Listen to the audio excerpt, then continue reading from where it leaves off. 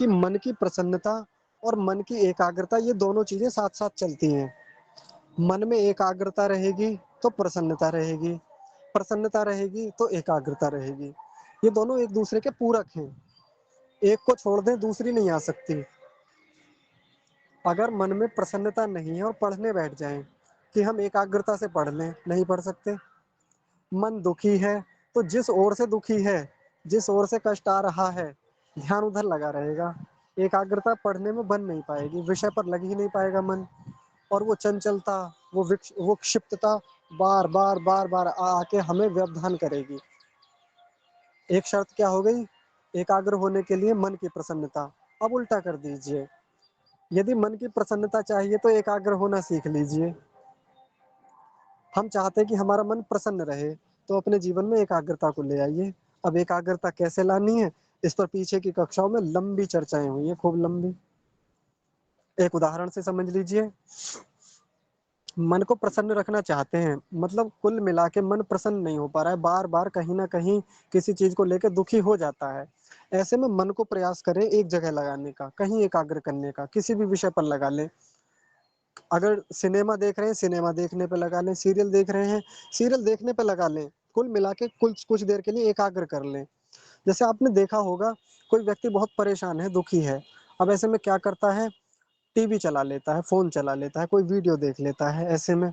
और ऐसा करने से वो क्या कहता है, यार थोड़ा-सा मन बँट जाता है, कम से कम उधर तो नहीं जा पाता जिधर वो बार-बार चीज़ परेशान करती है।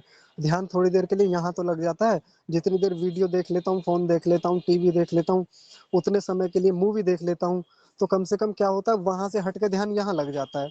तो वो व्यक्ति क्या कर रहा है इतनी देर के लिए, 1 घंटे, 2 घंटे, 3 घंटे के लिए अपने मन को एकाग्र कर रहा है।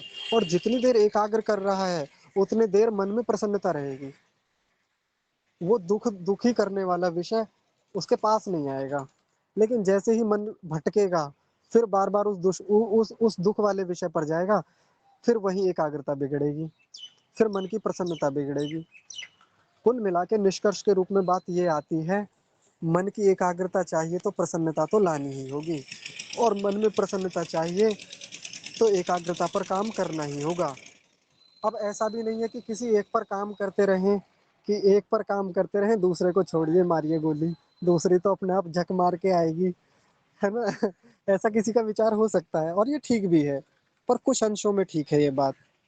हमारा प्रयास दोनों चीज़ों के लिए रहे, हम दोनों पर बराबर काम करें जब भी करें तो, मन की प्रसन्नता के लिए भी और मन की एकाग्रता के लिए भी। अब देखिए मन की प्रसन्नता और एकाग्रता का एक अगला उपाय देखेंगे हम और वो उपाय भी योग दर्शन से आता है। जिन उपायों को योग दर्शन पढ़ाने वाले बड़े कठिन शब्दों में बताते हैं या बड़ी-बड़ी ऊँची व्याख्याएँ की जाती हैं, सामान्य लोगों की समझ में नहीं आती या हम व्यवहार में कैसे लाएँ, कई बार नहीं आता पकड़ में वहाँ से। तो मैं आपको एकदम सरल भाषा में समझाने का प्रयास करता हूँ, बहुत आसानी से समझ में आएगा और उसको अपने जीवन में कैसे अप्लाई करें, कैसे क्रियान्वित करें। देखिए, एक सूत्र है योग दर्शन में, स्वप्न निद्रा ज्ञानालंबनम वा। ये सूत्र है, स्वप्न निद्रा ज्ञानालंबनम वा। ऐसा करने से क्या होता है, ऐसा करने से मन एकाग्र भी होता है और प्रसन्न भी होता है। तो क्या करने से, वो स्वप्न और निद्रा का ज्ञान करने से, बार-बार उसकी स्मृति करने से। एकदम अब सरल भाषा में समझिए, उदाहरण से समझाता हूँ आपको। मैं आज रात्रि में सोया, जब मैं सोया रात में मैंने एक स्वप्न देखा, स्वप्न बहुत अच्छा था, आनंद आया उस दिन स्वप्न में। सुबह जब उठा तो मुझे ध्यान आया भी रात तो मैंने एक बड़ा अच्छा स्वप्न देखा था। स्वप्न में मैंने देखा कि मेरे घर पर ही मेरे आचार्य आए हैं। जिन आचार्य को मैंने आज तक देखा नहीं, जिनसे मैं आज तक पढ़ा हूँ केवल, वो आचार्य मेरे घर पर आए हैं। मैं बहुत लंबे समय तक उनका सत्कार करता रहा।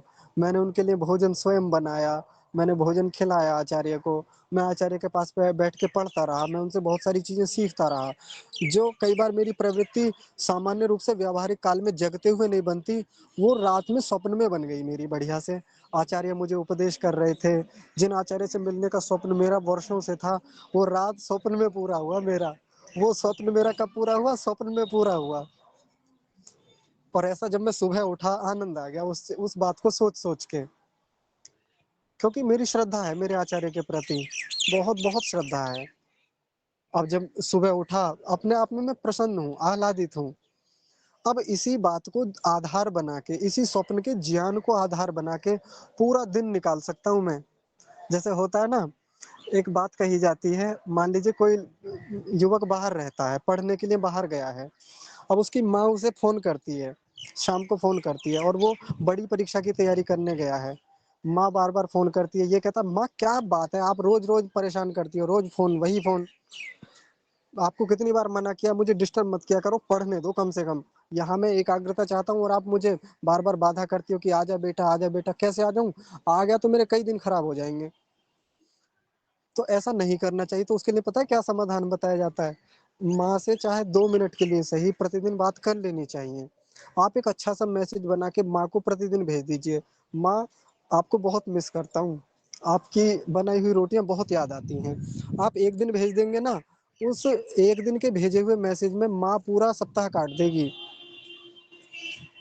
पूरे सप्ताह भर उसका काम चल जाएगा कि हाँ, मेरा बेटा अब मुझे मिस करता है और मुझे याद भी करता है और अच्छे से रह रहा है अभी। है ना? आप सब लोग समझते होंगे जिनके बेटे, जिनके पुत्र या पुत्रियाँ बाहर रहते हैं। अब एक मैसेज डाला था, उससे माँ देखो कितने समय तक प्रसन्न रह रही है, पूरे सप्ताह भर खुश है वो। बेटा सुख से रह रहा है मेरा। वही बात यहाँ है, स्वप्न के मामले में। स्वप्न रात देखा था, सुबह-सुबह याद किया, पूरा दिन प्रसन्नता में जाता है हमारा। रात मेरे सपने में आचार्य जी आए थे। रात मेरे सपने में मैंने ये देखा था। रात मैंने मेरे सपने में इतनी अच्छी चीज़ देखी। ये तो मैंने केवल एक उदाहरण दिया। आपने खूब ऐसी चीज़ें देखी होंगी अपने स्वप्न में। अभी मैं केवल उन सपनों की बात कर रहा हूँ जो अच्छे-अच्छे हैं। उन सपनों की बात नहीं कर रहा जिनमें डर जाते हैं, जो बुरे स्वप्न होते हैं, जो भयानक होते हैं। उनकी अभी बात नहीं चल रही। अभी केवल उन पर ध्यान दीजिए जो अच्छे-अच्छे स्वप्न होते हैं, जिनमें हमें सुख मिलता है उठने के बाद। उठकर जागकर उसकी स्मृति करने के बाद में। किसी के साथ और कुछ हो सकता है? जैसे मान लीजिए वही युवक ले लीजिए जो पढ़ाई करने के लिए गया है, कई सालों से प परीक्षा की तैयारी कर रहा है, कई अटेम्प्ट दे लिए लेकिन उसका एग्ज़ाम क्वालीफाई हो ही नहीं पा रहा है, बड़े प्रयास कर लिए, लेकिन उस दिन रात को स्वप्न में देख लिया एग्ज़ाम क्वालीफाई हो गया और सेलेक्ट भी हो गया कहीं, सिलेक्शन भी हो गया, नियुक्त हो गया कहीं। नियुक्ति के बाद अब लोग सलाम ठोक रहे हैं, आईएएस ऑफिसर बन के घर पे लौटा है, घर वाले उसका स्वागत कर रहे हैं और ढोल बज रहे हैं, कुल मिला के फूला नहीं समा रहा है। सुबह को उठ के उसने देखा उस युवक ने, रात तो मेरा सिलेक्शन हो गया सपने में और मेरा वर्षों का स्वप्न, रात स्वप्न में पूरा हुआ। ऐसा सोच के वो अपना पूरा दिन काट देगा हँसी-खुशी कि अगर स्वप्न में ऐसा हो सकता है तो मेरे भीतर इतना सामर्थ्य है कि मैं कर सकता हूँ इस चीज़ को। तो जो प्रसन्नता हमें स्वप्न में मिली, उस स्वप्न को आधार बना के हम अपना दिन भर की प्रसन्नता को बनाए रख सकते हैं। आपको दिखने में ये बड़ा छोटा-सा उपाय लग रहा होगा, सोच रहे होंगे इसमें कौन-सा विशेष है, स्वप्न कौन-सा सच्चे थोड़ी होते हैं। हाँ, ये तो बिल्कुल सच्ची बात है कि स्वप्न सच्चे नहीं होते। स्वप्न एक कल्पना ही होती है और स्वप्न होता ही वो है जो हमारे व्यवहार का हिस्सा होता है। जो भी हम व्यवहार में कर रहे होते हैं, जो हमारे मन में संस्कार होते हैं, वो ही सब लौट के वहाँ आता है। इतना ही तो होता है ना स्वप्न में। अब आपको जो ये साधारण बात लग रही होगी ना कि ऐसा करने से कितना प्रसन्न हो लेंगे हम, मैं कहता हूँ करके देखिए एक बार, क्योंकि मैं स्वयं इसका खूब अनुभव कर चुका हूँ। मैं खुद भुक्तभोगी हूँ, मैंने खुद भोगा है इस चीज़ को, उस सुख को लिया है, उस प्रसन्नता को लिया है, तब मैं ये बात कह पा रहा हूँ। और ऋषि ने ये बात लिखी है और इसके लिए पूरा एक सूत्र दिया है, जबकि ऋषि फालतू की बातों को, व्यर्थ की बातों को अप्लाई नहीं करते कहीं भी और कम से कम सूत्र में तो बिल्कुल नहीं लाएँगे। वैसे लिख दें बड़ी-बड़ी व्याख्याओं में कहीं बीच में कोई बात लिख दें तो मैं मान भी सकता था, ऋषि ने लिख दी होगी बिना बात के कहीं कोई बात आ गई होगी। लेकिन नहीं, इसके लिए पूरा सूत्र दिया और सूत्र कहते किसे हैं? 1000 बातों को समेट के एक बात में कह देना, 1000 वाक्यों को समेट कर एक वाक्य में कह देना, ये सूत्र कहलाता है। तो जब स्वप्न निद्रा ज्ञानालंबनम वा ये सूत्र ऋषि ने दिया, ऐसे नहीं दिया, बेकार में नहीं दिया। तो इस पर काम आप करके देखिए, कल से ही जुट जाइए। आज रात्रि में आप सोएँगे, सुबह में याद करिए रात्रि के स्वप्न को, रात स्वप्न में क्या आया था? स्वप्न सबको आते हैं, किसी को नहीं आता वो एक अलग स्थिति हो सकती है। कई बार बहुत गहरी निद्रा होती है तब स्वप्न नहीं आता है। या किसी के साथ कोई और ही समस्या हो तो स्वप्न नहीं आता है, लेकिन स्वप्न सामान्य रूप से सबको आते हैं, और अच्छे भी आते हैं और बुरे भी आते हैं। तो कल आज रात्रि में जब भी कोई अच्छा स्वप्न आए ना, पकड़ लीजिए उसे, अगले दिन सुबह को उठकर खूब चिंतन मनन कीजिए, खूब बढ़िया से। मेरे साथ खूब होता है ऐसे, कई बार मैंने बहुत अच्छी अच्छी अनुभूतियां अपने स्वप्न में की हैं। उस स्वप्न को आधार बना के पूरा दिन पूरी एकाग्रता से निकाला है मैंने। जैसे मैं अभी का उदाहरण देता हूँ आपको, 7-8 दिन पहले की ही बात है, ध्यान से सुनिएगा, बहुत कमाल की बात बताता हूँ आपको। मैं कहीं बैठा हुआ था, स्वप्न की बात बता रहा हूँ आपको, आप कैसे काम करेंगे उस पर भी देखिएगा। मैं कहीं बैठा हुआ था, कुछ लोग मेरे पास थे और चर्चा चल रही थी किसी विषय को लेकर।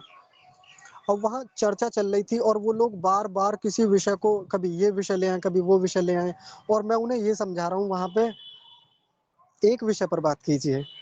इतने सारे विषय आप लेके आएंगे, चर्चा नहीं हो पाएगी आपसे ठीक से। जब आप इतनी सारी बातें करेंगे, बार बार चंचलता को लाएंगे, बताइए कैसे एकाग्रता रख पाएंगे आप अपने जीवन में, या कैसे इस विषय का हम समाधान कर पाएंगे। और मजे की बात देखिए, बहुत गहरी बात बताता हूँ जो मुझे अभी तक याद है उस स्वप्न की। मैं अपना भी अवलोकन कर रहा हूँ अपने मन का, स्वप्न में चल रहा है ये काम, कि कहीं मेरे भीतर तो विचारों की एक बाढ़ नहीं आ गई है, विचार बहुत सारे तो नहीं आ रहे हैं। नहीं, मुझे उन सारे चीजों को रोक के पहले अपने भीतर उस एकाग्रता को लाना है। मैं उन लोगों के सामने बैठ के ऐसी बात कर रहा हूँ, और मैं उस समय सीधा बैठा हुआ हूँ, एकदम सीधा। मेरुदंड मुझे अभी भी याद है, मैं बिल्कुल एकदम सीधा बैठा हुआ हूँ, मेरी गर्दन भी सीधी है, और मैं आंखें बंद कर ली मैंने उस समय, और मैं अपनी एकाग्रता को बनाने का प्रयास कर रहा हूँ उन लोगों के सामने स्वप्न में। किसी कोई बाधा के कारण मेरी आंख खुल गई उस दिन, आंख खुली, सुबह को उठा मैं, सुबह को उठते ही जैसे याद आई, अब मैंने सोचा बाकी सब काम आज के बाद में होंगे, उठकर जो भी अपना फ्रेश होना है वो सब चीजें, शौच आदि से निवृत्ति, उपासना सब बाद में करूंगा, पहले इस भाव को जीना है बढ़िया से जो अभी अभी स्वप्न में आया है। और जो जो स्वप्न में घटित हुआ, आगे पीछे का और देखा, क्या क्या देखा था आज स्वप्न में, कैसे ये इतनी अच्छी स्थिति बनी कि मैं स्वप्न में भी एकाग्रता पर बात कर रहा हूँ, या स्वप्न में भी अपना अवलोकन कर रहा हूँ, आत्मावलोकन कर रहा हूँ। ये चीज मेरी किस में चल रही है, स्वप्न में चल रही है। और इसको लेकर मैं इतना आह्लादित हुआ, इतना प्रसन्न हुआ, मैं बता नहीं सकता उस प्रसन्नता को। सोचिए, जब कोई व्यक्ति सुबह को उठता है, मन कैसा रहता है ज्यादातर उठने के बाद, अलसाया सा, शरीर में जान नहीं है, शरीर भी कैसा है, बेढाल सा है, अभी तमोगुण का असर है। और सुबह को उठ के कम से कम आधा घंटा तो फ्रेश होने में या अपने आप को एक अच्छी स्थिति में लाने में लग जाता है ज्यादातर लोगों को, सामान्य स्थिति तो यही कहती है, सामान्य लोगों के साथ यही होता है, कम से कम आधा घंटा तो अपने आप को अनुकूल करने में लग ही जाता है ना। और देखिए मेरी स्थिति क्या है, सुबह को उठते ही मन आह्लादित है, प्रसन्न चित्त है, किस कारण से, स्वप्न निद्रा ज्ञानालंबनम वा, इस सूत्र के कारण से। तो जो स्वप्न में देखा उसको आधार बना के मैंने अपनी सुबह बना ली, कहते ना, आज तो सुबह बन गई, आज तो गुड मॉर्निंग हो गई मेरी। ये तो लोग कह कह के गुड मॉर्निंग करते हैं, मैं करके गुड मॉर्निंग कर लेता हूँ। और फिर उसके बाद पूरा दिन मैं उसको याद करता रहा, जब भी व्यवहार में वो बात याद आ जाए, मैं बार बार याद करता उस दिन के स्वप्न को।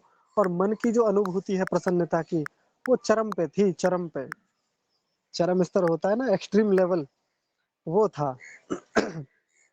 तो बताइए, अब मजे की बात देखिए, अब क्यों दुखी हूँ। जैसे मैं एक बात कहता हूँ, एक बार एक पोस्ट में भी लिखी थी मैंने, मेरे पास 1000 कारण है प्रसन्न होने के, 1000, तो मैं क्यों किसी एक कारण को लेके दुखी होता फिरूं। जैसे कुछ लोगों ने एक तकिया कलाम बना रखा है, आपने वो सोशल मीडिया पर खूब देखा होगा, कि खुश, बेवजह खुश रहना सीख लीजिए, नहीं तो ये दुनिया तो पड़ी है, ये तो जिंदगी खूब पड़ी है दुखी होने के लिए, बेवजह खुश होना सीख लीजिए। लेकिन नहीं, मैं ऐसा नहीं करता, मेरे पास तो खुश होने की वजह हजारों हैं, तो मैं किसी एक वजह को लेके क्यों दुखी होता फिरूं, हजारों वजह हैं खुश होने की, हजारों कारण प्रसन्न रहने के। तो जब इतने हजारों कारण हैं, उनमें से कोई एक उठा लीजिए, मजे में रहिए। और अंततः हमारे जीवन का जो अल्टीमेट पर्पज है वो तो क्या है, मजे लेना ही है। सबको मजा चाहिए इस जीवन में, मैं तो कहता हूँ भले ही कोई कितना भी दुखी रहता हो, सबको चाहिए, सबको आनंद चाहिए। भाषा थोड़ी थोड़ी अलग हो सकती है, कोई कहता है कि भाई मजा नहीं आ रहा, भाई मजा चाहिए इस चीज में। कोई कहता है भाई आनंद नहीं आया, आनंद चाहिए मुझे तो। कोई कहता है भाई सुख नहीं मिला, सुख आना चाहिए इस चीज में। मैं ये काम इसलिए करता हूँ ताकि मुझे सुख मिले। कोई कहता है मुझे प्रसन्नता चाहिए, मुझे सुकून चाहिए, मुझे शांति चाहिए। कहने के तरीके सब लोगों के अलग अलग हो सकते हैं, लेकिन इस संसार के हर प्राणी को, चाहे वो मनुष्य है चाहे वो मनुष्यतर प्राणी है, सबको चाहिए तो प्रसन्नता ही, सबको चाहिए तो आनंद ही, सबको चाहिए तो सुख ही। अब जब सुख चाहिए अच्युतं तो फिर इस सुख के लिए जो केशवं इतने सारे उपाय बिखरे पड़े हैं हमारे सामने कृष्णदामोदरं। आस-पास खूब, लेकिन हमें पकड़ना वो उपाय है जिससे हम दुखी रहें। और ज्यादातर की यही कहानी है। जब भी दुखी होते हैं हम पकड़े हुए हैं उस चीज को जो हमें बार बार चुभोए जा रहा है, बार बार हमें भीतर से काटे जा रहा है, बार बार किलसाए जा रहा है भीतर से। उस कारण को पकड़ के बैठ गए हैं। माने हमने अपने जीवन की प्रसन्नता और अप्रसन्नता का जो रिमोट कंट्रोल है वो परिस्थितियों के हाथ में दे रखा है, या सामने वालों के हाथ में दे रखा है। ये चाहेंगे अपने हिसाब से मुझे हैंडल करेंगे और हम उनके हिसाब से हैंडल होते रहते हैं। और सिचुएशंस पर हम देखो अपने आप को कितना जल्दी उधर सारा का सारा क्रेडिट दे देते हैं अपनी सिचुएशंस को। क्या करें, परिस्थितियां ही ऐसी हैं, कहाँ से खुश हो लें, कहाँ से ऐसा कर लें जब परिस्थितियां ही ऐसी हैं। तो परिस्थितियां तो सबके लिए लगभग बराबर ही हैं। थोड़े बहुत डेसिमल में इधर उधर, थोड़े बहुत परसेंट में, थोड़े बहुत रेशियो में इधर उधर हो सकती हैं, बाकी तो प्रसन्न होने के अवसर समान रूप से मनुष्यों में तो सबके पास हैं। अब जब इतने सारे अवसर हैं, इतने सारे कारण मैंने गिना दिए हैं, 4 उपाय वो बताए, 1 उपाय आज बताया है, तो यदि इन पर काम करेंगे तो मन की प्रसन्नता देखिए कितने ऊंचे स्तर पर जाएगी फिर हमारी। हम मीनाक्षी बहन ने एक बात पूछी थी अभी, यदि रोज स्वप्न ना आए तो फिर क्या करें? हाँ, रोज तो नहीं आ सकते अच्छे स्वप्न जो हैं, तो पिछला वाला स्वप्न जो है उस पर काम कर लें। आज स्वप्न आया और उस स्वप्न से हम कम से कम एक दिन ठीक ले जा पाए, हमने एक दिन अच्छे से गुजार लिया उसको लेकर के, उससे दूसरा दिन भी काम चला लें। और देखिए अभी हल्का लग रहा होगा, अभी ऐसा लग रहा होगा कि एक दिन के स्वप्न से 2 दिन का काम कैसे चल जाएगा। तो अभी शुरुआत है, एक दिन से एक दिन का काम चल जाए तो मैं कहता हूँ ये बहुत बड़ी बात है। आगे जब अभ्यास हो जाएगा ना, तो एक दिन के स्वप्न से हम पूरे सप्ताह का काम चला सकते हैं। और फिर देखिए ध्यान से सुनिएगा, जितनी जितनी अच्छी स्थिति प्रसन्नता की हमारी व्यवहारिक जीवन में बनेगी ना, वही स्थिति हमारे स्वप्नों में आती चली जाएगी। हमारा व्यवहार और हमारे स्वप्न एक दूसरे के पूरक होते हैं। जैसा व्यवहार चलेगा वैसे स्वप्न होते चले जाएंगे, जैसे स्वप्न आ रहे हैं वैसा ही व्यवहार हो जाएगा। अपने व्यवहार को ठीक कर लीजिए, स्वप्न भी अच्छे होते चले जाएंगे। जो लोग अपने व्यवहारिक जीवन में खूब डरते हैं, खूब डर लगता है चीजों से, मान लीजिए किसी को कुत्तों से बहुत डर लगता है तो आप अच्छे से जानते होंगे स्वप्न में उसे कुत्ते बहुत दौड़ाते होंगे बंदरों से किसी व्यक्ति को बहुत डर लगता है, स्वप्न में आके छेड़ ही देते होंगे बंदरों से निश्चित रूप से। और मैं जानता हूँ बहुत अच्छे से पटकी लगाते होंगे बंदर को, कभी छत पे गिरा दिया, कभी आके झपट दिया, वो मुक्का मार दिया, पंजे मार दिए, ऐसा खूब होता होगा सबके साथ। आपको सर जी, गिरने, हाँ जी, सर जी, हाँ जी। स्वप्न निंद्रा जानानम लम लम, क्या एक बार बोलिए, बड़ा अच्छा लगा मंत्र। हाँ, मंत्र नहीं है माता जी, ये सूत्र है, सूत्र। सूत्र है, वही सूत्र जो है, बोलिए मंत्र। स्वप्न निद्रा ज्ञाना लंबनम वा। अभी इसको और खोलूंगा, अभी तो केवल एक एक बात बताइए इसमें से, केवल एक बात, अभी और भी कई चीजें हैं इसमें। और रस निकालेंगे अभी गन्ने को, केवल जैसे वो होता है ना, गन्ने का रस निकालने वाला क्या करता है, गन्ने को एक बार डालता है उसमें कोल्हू में, वो मशीन जो होती है, एक बार में रस सारा नहीं आता, फिर क्या करता है, उसको मोड़ता है, तोड़ मरोड़ता है, फिर डालता है, फिर रस आता है, इस बार और ज्यादा आता है, फिर तीसरी बार लाता है, फिर उसको लपेटता है, फिर और रस निकालता है। ऐसे ही ऋषियों ने जो हमें सूत्र दिए ना, ये गन्ने हैं, इन गन्नों से बार बार रस निकाला जाएगा। अभी देखिए और भी रस निकालेंगे, तोड़ मरोड़ के खूब सारा रस निकलेगा, और रस पियेंगे तो फिर आनंद आएगा अब अब आपने बात भुलवा दी, देखिए वो प्रसंग कुछ और चल रहा था, जब बीच में रोकते ना तो फिर वो प्रवाह टूट जाता है। जी, भ्राता जी सपनों में वो बता रहे थे ना, बंदर झपट्टा हाँ, मारते हैं, किसको कुत्ता काटता है। हाँ जी, हाँ जी, बहुत बढ़िया। चलिए ठीक है, इसका मतलब आप ध्यान से सुनते हैं। तो जैसे मान लीजिए किसी को गिरने से डर लगता है, कहीं गिर ना जाऊँ, पैर ना फिसल जाए, ऐसा सबको लगता है और सबके जीवन में ये डर होता ही है। और इसको अब दर्शन की भाषा में कहते हैं अभिनिवेश क्लेश। अभिनिवेश क्लेश का मतलब क्या होता है? मृत्यु भय के संस्कार, मृत्यु से डर लगना। इसको अभिनिवेश कहते हैं और ये सबके भीतर होता है। कोई व्यक्ति गिरने से डर लगता है उसको, लेकिन स्वप्न में देखते होंगे कितनी बार हम छत से गिरते-गिरते बचे हैं या गिर जाते हैं कई बार, बहुत डर लगता है स्वप्न में गिरने से। कोई भी शेर, जिस शेर को आज तक नहीं देखा होगा, केवल वीडियोस में देखा होगा, टीवी में देखा होगा, शेर का कितनी बार प्रत्यक्ष हमने स्वप्न में किया है। तो जिस चीज से जितना ज्यादा भय, जितना ज्यादा डर या जैसी स्थिति हमारे व्यवहार की होती है, वही व्यवहार हमारा कहाँ आके निकलता है? स्वप्नों में। इसलिए जो लोग ये कहते हैं अगर रोज स्वप्न अच्छे ना आए, रोज स्वप्न अच्छे वाले ना आए, सुख देने वाले ना आए, तो फिर क्या करें? तो फिर व्यवहार को ठीक कर लें, स्वप्न अच्छे आने लगेंगे। और जब स्वप्न अच्छे आने लगेंगे, उससे व्यवहार अच्छा हो जाएगा, व्यवहार में प्रसन्नता आने लगेगी। ठीक है जी। तो यहाँ पर आज एक बात पूरी हो गई है हमारी कि स्वप्न के ज्ञान को आधार बनाकर हम कैसे अपने मन को प्रसन्न रखें। अब इसमें निद्रा और रह गई है, क्योंकि स्वप्न में और निद्रा में अंतर होता है। आप स्वप्न को और निद्रा को एक चीज में समझे, दोनों चीजें अलग अलग होती हैं। कल को निद्रा को आधार बना के बात बताएंगे कि निद्रा से कैसे सुख लिया जाता है, निद्रा को आधार बना के मन को कैसे प्रसन्न रखा जाए। अब देखिए ऐसे ऐसे उपाय हैं हमारे हाथ में रखा हुआ है, बिल्कुल एकदम जैसे हाथ में आंवला रखा हो, हमारे सामने किसी ने हलवा बना के रख दिया हो और अब बस उसे केवल जीभ पर रखना है। ऐसे उपाय रखे हुए हैं हमारे सामने। लेकिन हमें दुखी किस चीज को लेके होना है, जिसमें जाने की कोई आवश्यकता भी नहीं है, हमने वो चीजें पकड़ रखी है। ठीक है, बहुत सारे उपायों पर अभी हम चर्चा करेंगे, खूब उपाय हैं, एकदम हलवे की तरह हमारे सामने बना के रख रखे हैं। वो हलवा बस चखना चखना है और हलवे को चख कर देखेंगे, आनंद आ जाएगा। और एकदम ग्रामीण भाषा में कहूँ, मजा आ जाएगा। और मजा ना आ जाए तो फिर आप कहिएगा, सीधी सी बात है।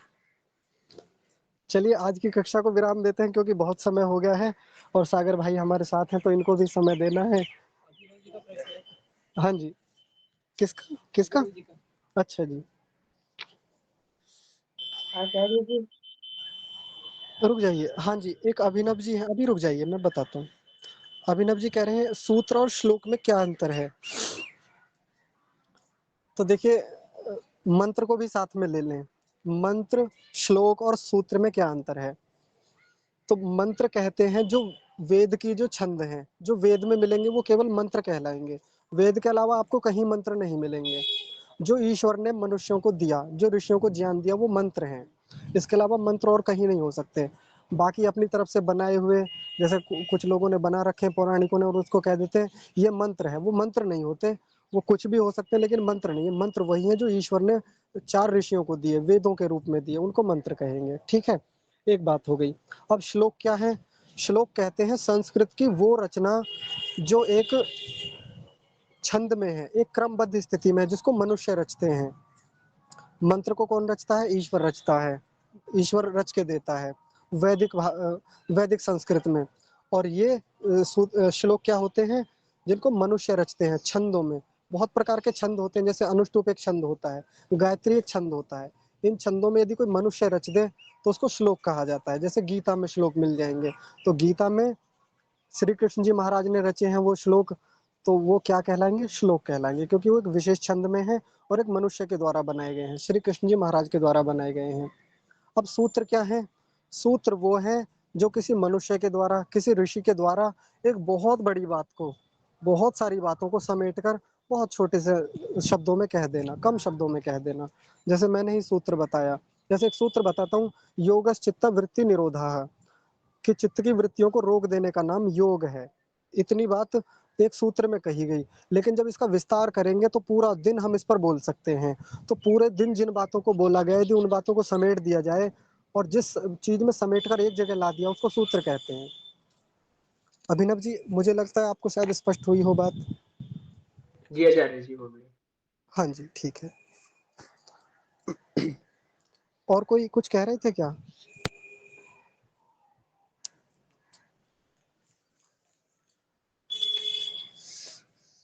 कल अंतिम 30 मिनट में क्या कराया था? कल क्या कराया था? कल भी यही कराया था। कल उपेक्षा, हाँ जी, ये चित्त प्रसादन पर ही बात हुई थी। मुदिता और उपेक्षा को देखा था कल। कल की रिकॉर्डिंग है, किसी ने की है? शायद नहीं की होगी किसी ने, क्योंकि हो नहीं रही है अब काफ़ी दिनों से। वैसे ठीक है मैंने बेटा, आज, मैं हाँ गायत्री ठीक है। जी करती है हमेशा ना, हाँ जी, हाँ जी, वही करते हैं। तो मुझे भी भेज दीजिए अगर उन्होंने की है कल की तो। कल आपने और की थी? मैत्री बहन आपने की थी कल?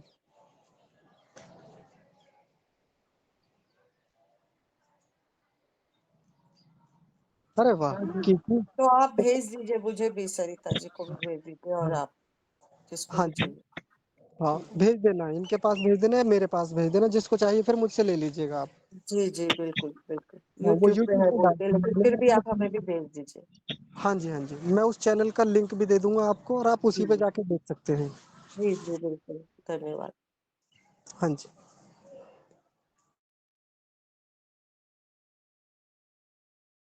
निद्रा ज्ञाना लंबनम वा।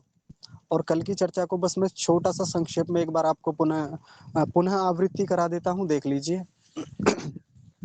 मैंने कहा था हमने कोई स्वप्न देखा, स्वप्न के ज्ञान का आलंबन करके, उसका सहारा लेके, उसको आधार बना के हम अपने चित्त को प्रसादन कर सकते हैं, हम अपने चित्त को प्रसन्न कर सकते हैं, खुश रह सकते हैं। ऐसा कल उपाय विस्तार से बताया था।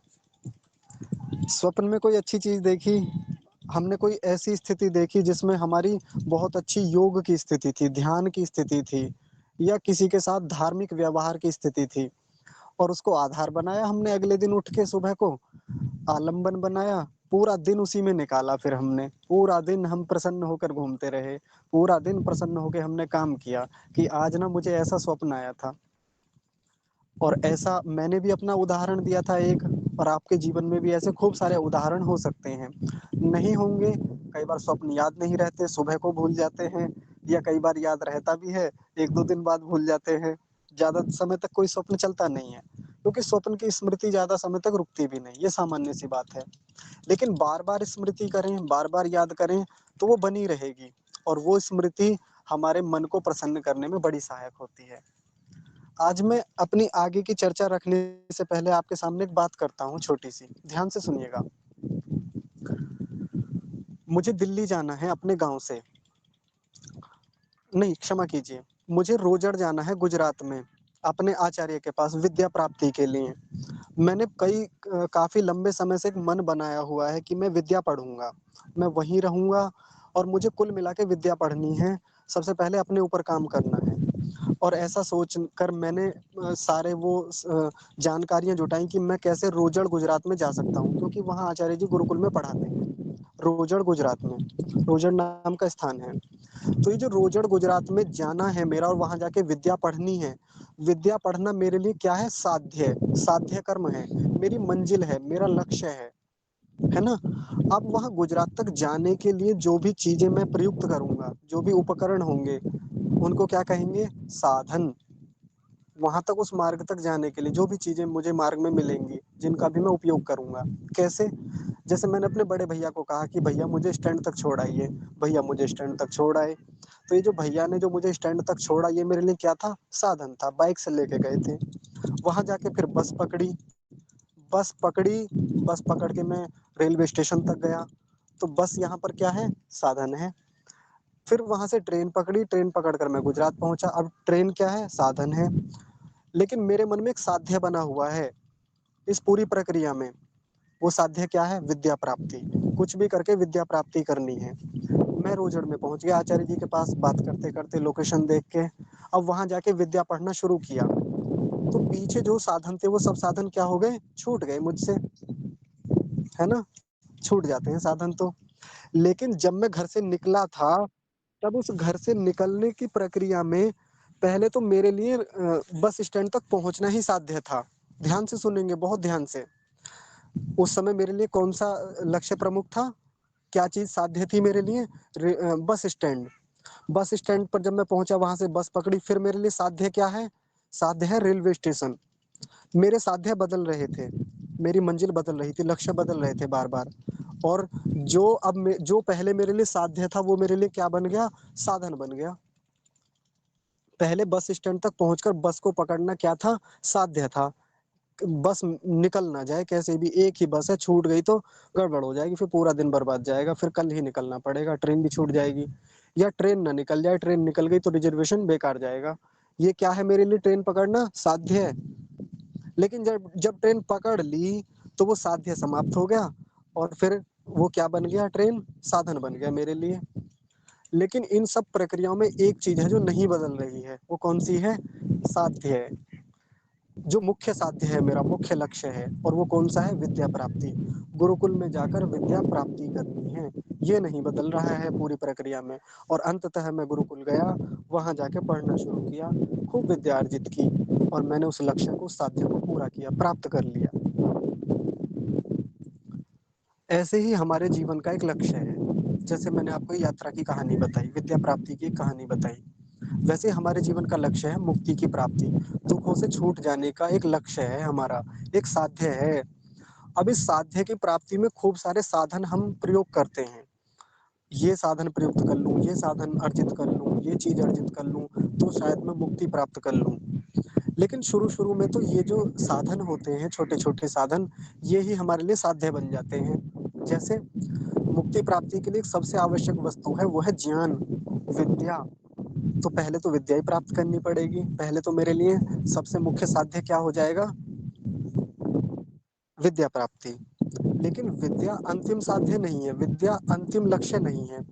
विद्या को भी छोड़ के, साधन बना के आगे बढ़ना है। और मेरे लिए फिर क्या साधन है?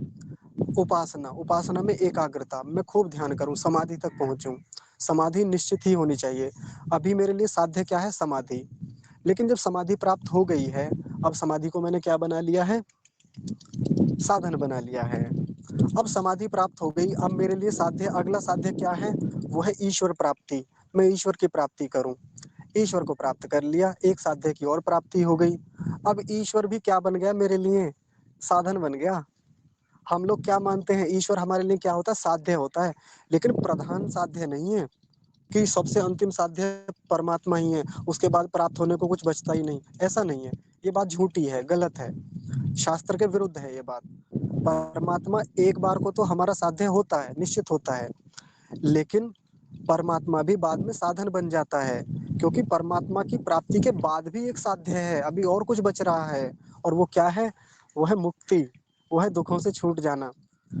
और ये जो साधन है, परमात्मा नाम का साधन, ये ही हमें मुक्ति नाम के साध्य को प्राप्त कराएगा। और जबकि सबसे महत्वपूर्ण साधन परमात्मा ही है, बाकी सब तो गौण साधन है, हल्के साधन है, उतने प्रमुख नहीं है। लेकिन पहले तो परमात्मा भी हमारे लिए क्या है? साध्य ही है।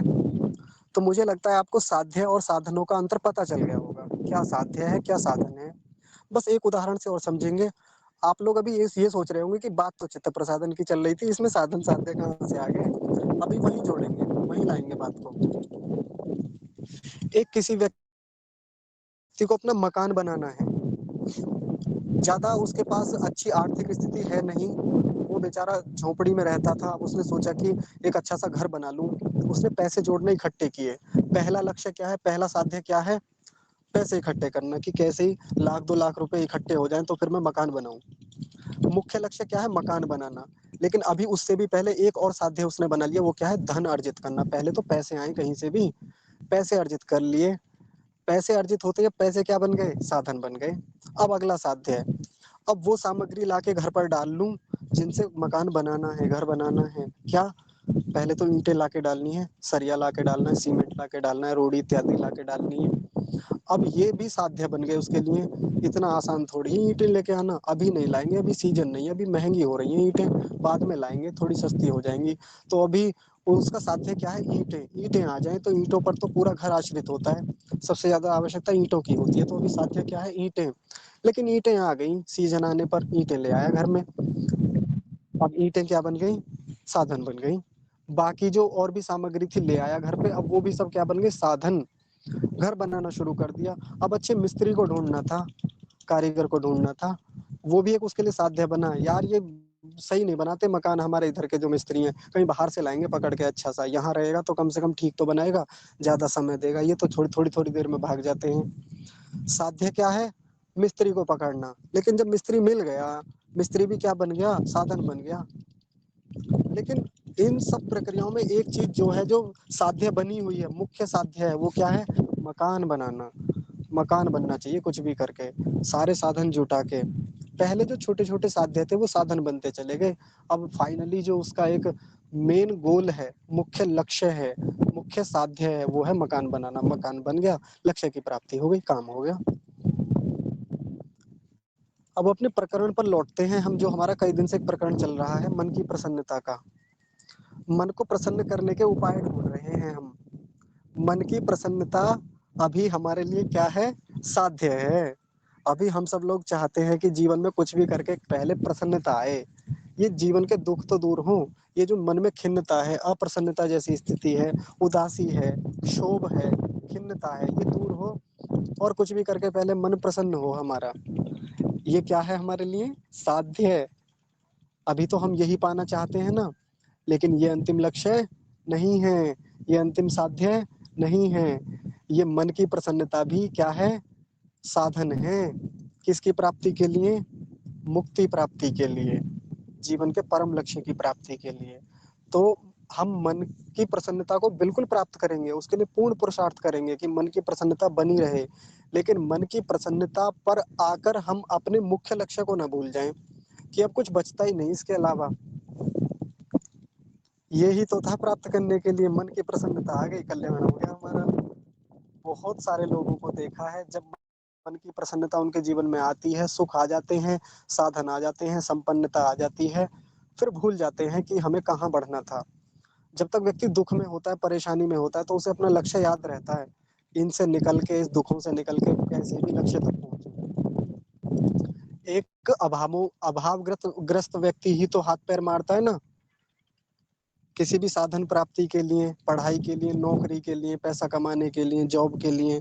क्या कोई साधन संपन्न व्यक्ति ज्यादा पैर मारता है? नहीं मारता। वो उतना पुरुषार्थ करता ही नहीं। लेकिन जब किसी व्यक्ति के पास साधन हो गए हैं, अब वो ये सोच के ना बैठ जाए कि यही अंतिम लक्ष्य है हमारा, उससे आगे भी कोई लक्ष्य है। इसलिए जब चित्त प्रसादन हो जाए, मन में खूब प्रसन्नता आ जाए, तो ये सोच के ना बैठ जाए कि अब तो हो गया काम, यही था साध्य। ठीक है, तो खूब पुरुषार्थ करके हम अपने जीवन में चित्त प्रसादन को लाएंगे। उसके उपाय हम देख भी रहे हैं, लेकिन इस पर ही अटक के ना रह जाएं हम। इसका हम साथ साथ ध्यान रखेंगे अगली चर्चाओं में। तो जो स्वप्न की बात चल रही थी, अब उसमें एक बात ये भी थी कि किसी दिन अच्छा स्वप्न ना आए तो क्या करें। किसी दिन डरावना स्वप्न आ गया, किसी कुत्ते ने दौड़ा दिया, किसी बंदर ने झपट्टा मार दिया, शेर खा गया। उस दिन हमें स्वप्न में ही कहीं से गिर गए, चोट लग गई भयंकर, कुछ भी हो गया, नुकसान हो गया, या कोई परीक्षा देने गए थे, असफल हो गए स्वप्न में। तो ऐसे स्वप्नों को क्या करें? ऐसे स्वप्नों की उपेक्षा करें, इग्नोर करें, बार बार चिंतन ना करें, क्योंकि चिंतन करेंगे मन को दुखी कर देगा। नहीं तो कई बार मैं बहुत सारे लोगों को जानता हूँ, अपने पौराणिकों में ही, उन्होंने कोई स्वप्न देखा, मान लीजिए स्वप्न में सांप देख लिए। अब क्या कहता, रात तो सपने में भोले बाबा आए थे। ये भोले बाबा रात आए थे मेरे स्वप्न में, और वो तो कुछ कह रहे थे कि मंदिर मंदिर जाना है और मंदिर में ये चढ़ाना है, लड्डू चढ़ाने, ये चढ़ाना, कल को मंदिर जरूर जाऊंगा। अब वो इसी चीज को लेकर सोच के परेशान है, और बाई चांस उसे अपने घर में आस पड़ोस में सांप और दिख जाए गलती से, संयोग से, अब तो पुष्टि हो जाएगी, रात तो सपने में भी सांप देखे थे और ये और दिख गया। पीछे कितनी बार सांप दिखे थे और घर में सांप नहीं दिखा, वो चीज याद नहीं रहेगी। लेकिन एक बार सपने में सांप देख लिया और घर में एक दिन सांप निकला है, ये बात जीवन भर याद रहेगी उसे, कि हाँ देखो सपने में मुझे सांप आते हैं और फिर सांप दिखते भी हैं। इस बात को सबको बताएगा, मैं रोज सपने में सांप देखता हूँ और फिर मुझे वास्तव में भी दिख जाते हैं। भोले बाबा जरूर कुछ करवाना चाहते हैं मुझसे, भोले बाबा जरूर कुछ मांग रहे हैं मुझसे, कुछ भी मांग रहे हो। भोले बाबा चाहते हैं कि कांवड़ ले आ भाई, कांवड़ लेके आऊंगा, जोड़ा पूरा करूंगा, मेरा जोड़ा पूरा नहीं हुआ कांवड़ों का। रोजाना सपने में आके परेशान करते हैं भोले बाबा। सांप को क्या बना दिया? भोले बाबा बना दिया, शिव शंकर बना दिया उसने। अब ऐसे स्वप्नों को आधार बना के कई बार और लोग और परेशान होते हैं। रात सपने में बंदर को देखा था, बंदर आके परेशान करते हैं, मंगलवार का व्रत रखना शुरू करूंगा, हनुमान जी को जाके सिंदूर चढ़ा के आऊंगा। है ना। अब इतना परेशान रहेगा, और बाई चांस बंदर दिख जाए उस दिन, फिर वही बात, रात सपने में बंदर दिखे थे और आज देखो हनुमान जी फिर दिख गए मुझे। उस दिन मैं जा रहा था और वो मांग रहे थे, तो अब तो हर मंगलवार को बंदरों को जिमाऊंगा, ये करूंगा वो करूंगा, दुनिया भर के फिर अनुष्ठान करेगा, और इसी चीज को लेके वो परेशान रहेगा। मैं अपने पिताजी की बात बताता हूँ आपको, कई साल पहले की बात है, अब तो ज्यादा होता नहीं। एक दिन सपने में सांप देख लिए, माँ से कहने लगे रात सपने में सांप देखे थे और गंगा जी नहाने जाऊंगा आज मैं। जबकि पिताजी को इन सब चीजों में कोई रुचि नहीं होती, उनको धर्म अधर्म ईश्वर ये सब चीजों में कोई रुचि नहीं, लेकिन सुन लिया होगा कहीं से, सपने में सांप देखे, कब अमावस्या पे इस बार नहाने जाऊंगा जरूर। और भाई साहब ठंड पड़ रही थी, यहाँ गंगा जी पे आए जहाँ हम हैं अभी, नहा के गए उस दिन, क्योंकि वो बात कचोटती रहती है फिर। और घर में सांप एक दो बार दिख जाए, तीन चार बार दिख जाए, फिर तो वो बात पुष्ट हो जाती है कि स्वप्न में आ रहे थे, अब तो जरूर कुछ गड़बड़ होने वाली है। और बाई चांस मान लीजिए संयोगवश या दुर्योगवश सांप काट ले किसी को, घर के किसी सदस्य को काट ले, कुछ भी हो जाए, ऐसा कोई दुर्घटना हो जाए, अब तो पूरा जीवन भर गाएगा उस चीज को, पूरा जीवन भर उसी कथा को सुनाएगा सब रिश्तेदारों में जाके, सपने में सांप देखे थे। अब पता दूसरे लोग भी क्या कहेंगे, जब तुझे उस दिन सपने में सांप दिखे थे, गंगा जी नहाने क्यों नहीं गया था, भोले बाबा पे दूध क्यों नहीं चढ़ाया था तूने, सांपों को क्यों नहीं दूध पिलाया था, नाग पंचमी पे व्रत रखा था तूने। अब इस बात को सब रिश्तेदार ताने मारेंगे, जब तुझे सपने में दिख रहे थे सांप, तुझको होश नहीं आया उस दिन, उसी दिन पिला देता सांपों को दूध जाके, तो ये सांप तो ना काटता इसे, एक दुर्घटना तो ना होती घर में। ऐसे कर करके जीवन भर परेशान किया जाएगा इसे। सपनों में कोई सच्चाई नहीं होती, ये बात एकदम ठीक है, लेकिन स्वप्न हमारे व्यवहार का एक प्रतिरूप होते हैं, परछाई जैसे होते हैं। जैसा हमारा प्रतिरूप होगा, जितना बड़ा हमारा शरीर है उतनी बड़ी परछाई तो होती है, वैसी ही परछाई होती है, जितना आकार जितनी चौड़ाई लंबाई होती है वैसी हमारी परछाई बनती है, वैसा ही हमारा स्वप्न होता है। जैसा उत्तम हमारा व्यवहार वैसे उत्तम स्वप्न आते हैं, जितना गंदा हमारा व्यवहार, गलत व्यवहार, डरने वाला व्यवहार, वैसे सपने आते हैं, डराने वाले, परेशान करने वाले। तो ये जो गलत स्वप्न आते हैं ना, परेशान करने वाले, डराने वाले, उपेक्षा करनी चाहिए, उपेक्षा, निरंतर उपेक्षा। मुझे तो इतनी बार सांपों ने परेशान किया स्वप्न में, इतनी बार बंदरों ने दौड़ाया, इतनी, सच्ची बता रहा हूँ बहुत, और कितनी बार मैं छतों से गिरा हूँ, भयंकर, कुछ भी नहीं होता। अगर मैं उन्हें याद रख लेता तो मेरा तो जीना मुहाल हो जाता। मैं तो जीवित भी नहीं रह पाता यदि मैं उन सब चीजों को याद रख के उन्हीं की बार बार स्मृति करता रहता। तो स्वप्न के किस ज्ञान का आलंबन करके मन को प्रसन्न बनाना है, जो अच्छे स्वप्न हैं, अच्छी स्थिति वाले स्वप्न हैं, उनको आधार बनाना है, आलंबन बनाना है। देखिए अगर आनंद ना आ जाए ना तो फिर कहना मुझे। ठीक है। अब इसमें एक चीज और बचती थी जो मैं आपके साथ और बताने वाला था, ये पूरा सूत्र था स्वप्न निद्रा ज्ञानालंबनम वा। स्वप्न के अलावा दूसरी चीज क्या थी, निद्रा, निद्रा।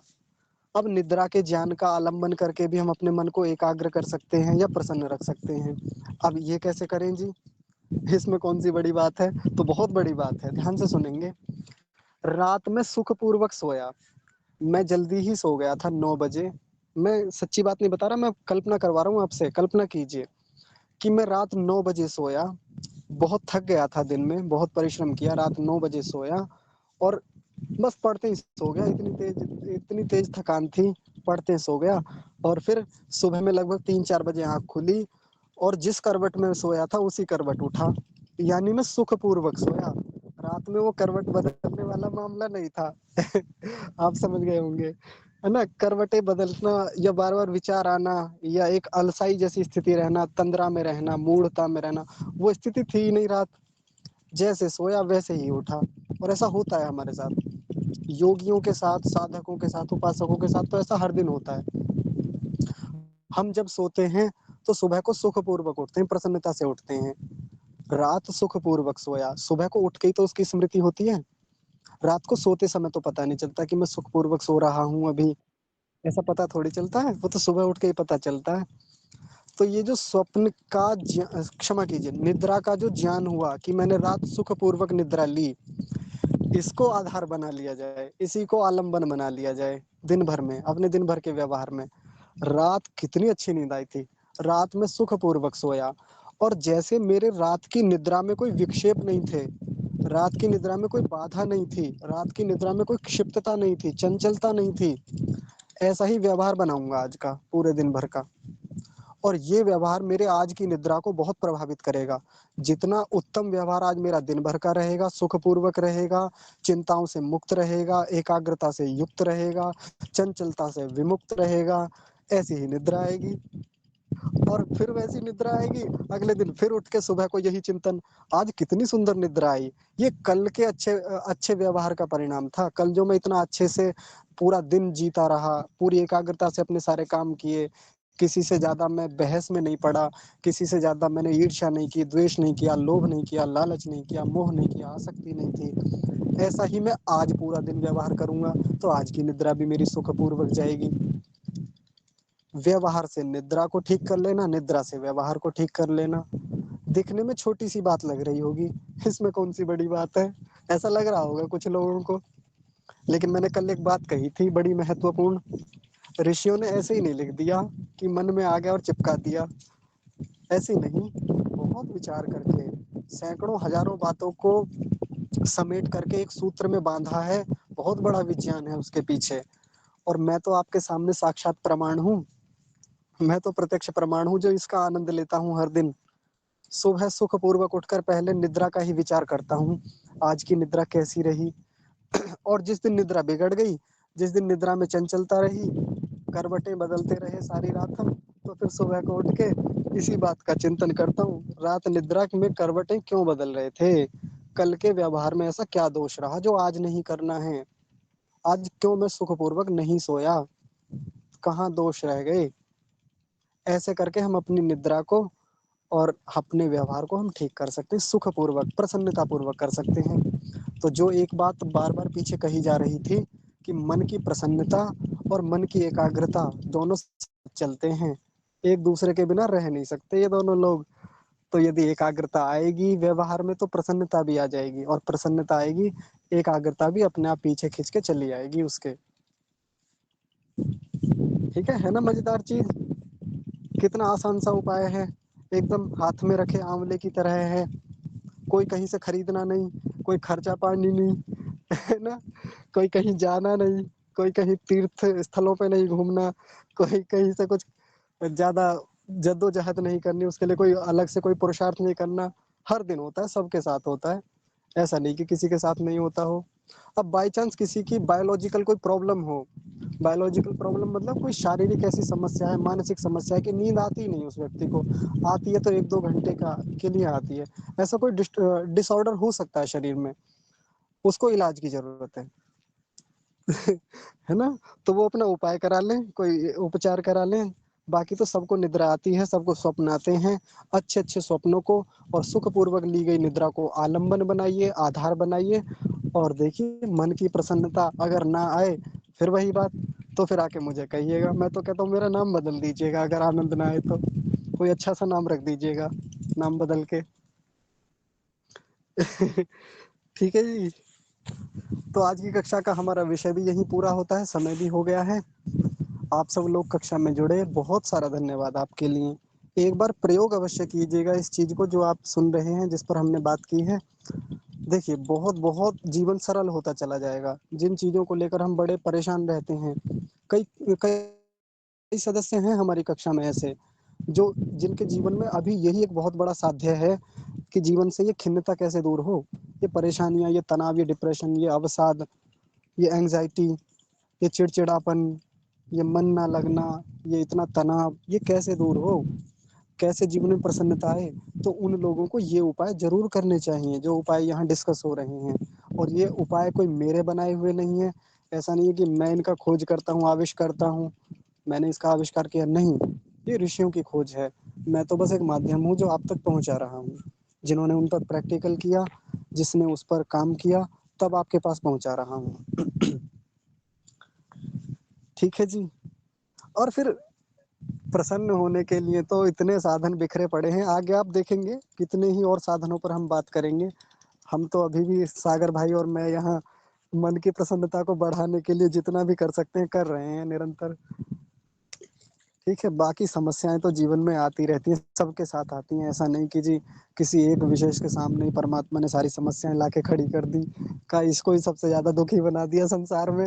वो तो सबके सामने आती हैं। दुख सबके लिए समान है, सुख भी सबके लिए समान है।